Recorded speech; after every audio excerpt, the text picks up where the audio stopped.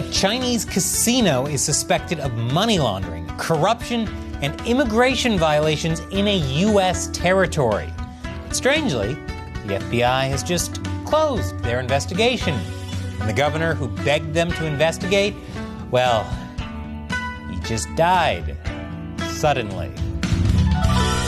Welcome to China Uncensored. I'm Chris Chappell. Remember to watch this episode to the end and leave a honeypot comment below to beat YouTube's algorithm. So, what if I told you that the Chinese Communist Party is already invading the United States? A strategically crucial part of the United States. This is the Commonwealth of the Northern Mariana Islands, or CNMI for short, and it's a U.S. territory. How many of you learned about this in school? Me neither. Personally, I blame Rand McNally. Hey Rand, this is not a map of the entire United States. Miss Thornycroft showed my classroom a map of lies. Lies! Okay, back to CNMI. Notice that it's the closest U.S. territory to China. It's also right above Guam, which has a couple of U.S. military bases. Both of those things are important. The largest island in CNMI is Saipan. You may have heard of it because one of the biggest battles of World War II in the Pacific was the Battle of Saipan. The U.S. Department of Defense is currently pumping $800 million into CNMI to upgrade its military facilities, because in a war with China over Taiwan, this place would be, let's say, pretty relevant. And the Chinese Communist Party knows that, which means the CCP's political warfare in CNMI is off the charts. Political warfare is how the CCP conquers a place without firing a single shot. For years, CNMI's governor, Arnold Palacios, had tried to root out corruption, some of which is tied to CCP influence operations and Chinese money. Most recently, in April 2025, he sent a letter calling for an investigation, saying he had considerable evidence to provide directly to the FBI. The governor also repeatedly asked the federal government for help auditing CNMI's government, including figuring out where over $1 billion of COVID relief money had gone. This man was asking for more accountants. He was asking to be audited by the government. That didn't make him the most popular guy. You know, sometimes maybe I'll just fold my tent and raise my hand and say, okay, maybe I got it wrong. Because sometimes I feel like I'm just a John the Baptist out in the desert. Seriously, that's how lonely it has been for the past 9 to 10 months. Governor Palacios was also trying to end CNMI's economic over-reliance on Chinese money. That didn't make him the most popular guy with the CCP either. Governor Palacios was the only outspoken CNMI official standing up to CCP influence and public corruption. And he died, suddenly, last week. Which means now is the critical time to launch an investigation before evidence can be hidden or destroyed. So how bad are things in CNMI? Let's talk about money laundering. This is Sui Lijie. Yeah, you can already tell the story is going to be good just from that hat. This is her son, Xi Jinping. Sui and Xi made money in real estate and pawn shops in northern China. Then they moved down to Macau and became junket operators. Junkets are how China's filthy rich use Macau's casinos to launder their money. Then, in 2014, the CCP started cracking down on junket operators. But that's okay, because Sui and her son had already set their sights on Saipan, on U.S. soil. Casinos were illegal in Saipan until lawmakers fast-tracked and passed a casino bill in 2014. Remember, the same time China was cracking down on junkets in Macau. And this is after 3 previous casino bills had been defeated. So what changed? Well, lawmakers were taken on a fact-finding mission to Macau and saw just how great casinos were. And that trip was arranged and paid for by a company tied to Xi Jinping. His mom, Sui Lijie, then won the only casino license on Saipan through a company eventually named Imperial Palace International. According to Forbes, critics of the casino bill thought the bill was designed for Imperial Palace International from the start. As part of the license, Imperial Palace was required to build a casino with 2,000 hotel rooms and pay $30 million in gaming taxes up front. But Imperial Palace wanted to start a casino ASAP. They didn't want to wait to build a casino with 2,000 hotel rooms. So in 2015, they opened a temporary casino in a duty-free mall on Saipan. It was the size of a suburban Olive Garden. But instead of unlimited breadsticks, it was unlimited suspicious financial activity. In just 3 months, this cozy little casino reported $5.3 billion in VIP bets, with fewer than 20 VIP tables. Soon, it was doing over $2 billion in VIP bets a month. By the first half of 2017, it was turning over nearly 6 times more cash, table for table, than Macau casinos.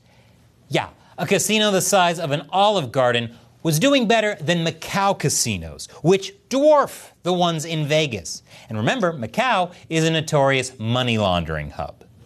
Bloomberg News interviewed a bunch of casino executives who all said there was no way Imperial Palace was generating these volumes legitimately. In fact, one of the executives burst out laughing.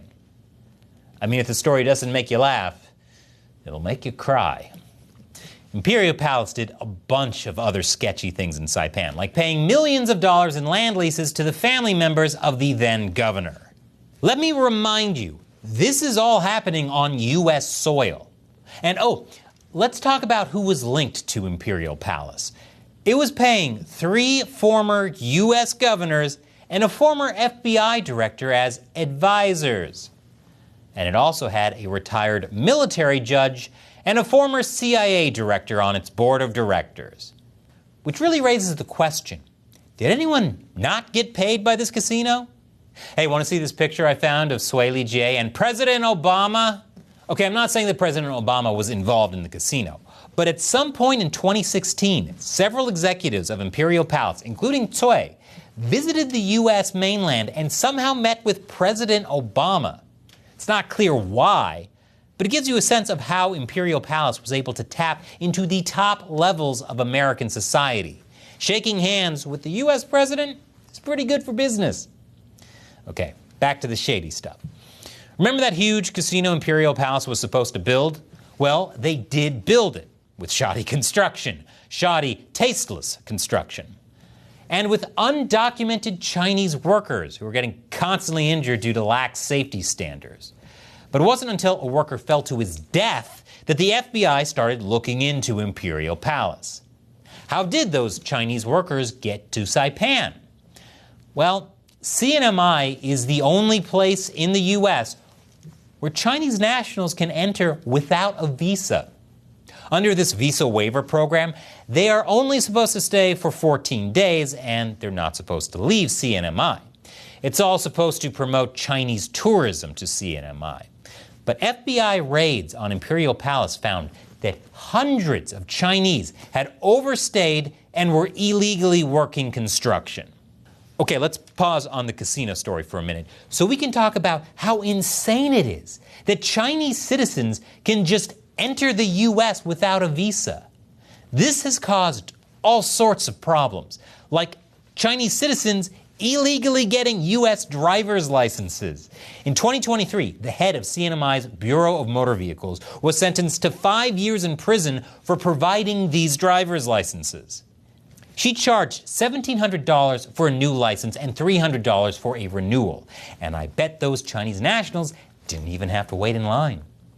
And despite not being allowed to leave CNMI, hundreds of Chinese without visas have been traveling to Guam.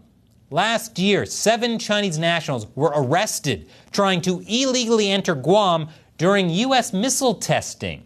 4 of them were near a military base. Okay. The frustrating thing here is that the Imperial Palace story is so bad that I don't even have time to tell you about all the other really bad stuff the CCP is doing. Like about this guy, Ye Fang, who was arrested in CMI for trying to smuggle in liquid meth disguised in lava lamps.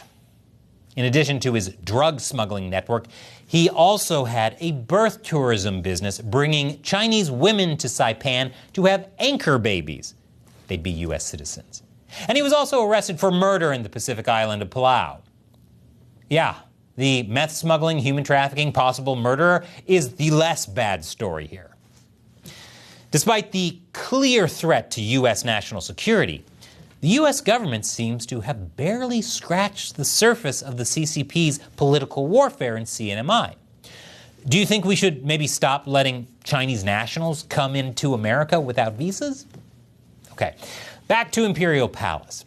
In 2019, the FBI raided the former governor's office and Imperial Palace during an investigation into money laundering and wire fraud from foreign entities. During that investigation, the FBI did file a civil forfeiture complaint against a different company, Marianas Consultancy Services, which was a consultant for Imperial Palace. But they never filed anything against Imperial Palace or the former governor. And just a few weeks ago, the FBI confirmed they are closing that investigation. May I remind you that Imperial Palace had a former FBI director as an advisor and a former CIA director on its board of directors? Meanwhile, Imperial Palace had closed during COVID and declared bankruptcy last year. But that doesn't mean the story's over, because the company that's trying to buy Imperial Palace's assets and its casino license in CNMI, Team King Investments, is closely linked to the owners of Imperial Palace. It's like the Corleones declared bankruptcy and sold their olive oil company to their cousins. Like I said earlier, Governor Palacios was pretty much the only official in CNMI speaking out against CCP influence and trying to stop the territory's dependence on Chinese money. Meanwhile, CNMI's congressional representative, Kimberlyn King-Hines, is lobbying for more Chinese tourism, more direct flights from mainland China, and keeping the visa waiver program going strong, because it's worked really well so far. And she's doing that despite the fact that Chinese tourism hasn't recovered since COVID. And most tourists to CNMI are now from South Korea, not China. There are still people in CNMI who are trying to stop CCP political warfare. But after the sudden death of Governor Palacios, they're scared. And the window for a transparent investigation into what's happening in CNMI is rapidly closing. If CNMI falls to political warfare, this isn't just about an island chain in the Pacific. It's about the CCP landing a beachhead inside U.S. territory. If you're an American who's concerned about what's happening in CNMI, call your congressperson and ask them to close the visa waiver program that allows Chinese citizens to enter the U.S. without visas in the Commonwealth of Northern Mariana Islands. There are already people in Congress seeking to end the visa waiver program. It's time to stop playing roulette with U.S. national security. If you're interested in this topic, click this button. We just did a special China Unscripted podcast with Cleo Pascal on CNMI. And because of the urgency of this issue, we're removing the paywall for this podcast for a limited time. So check it out at ChinaUncensored.tv. Link is below. Once again, I'm Chris Chappell. Thank you for watching China Uncensored.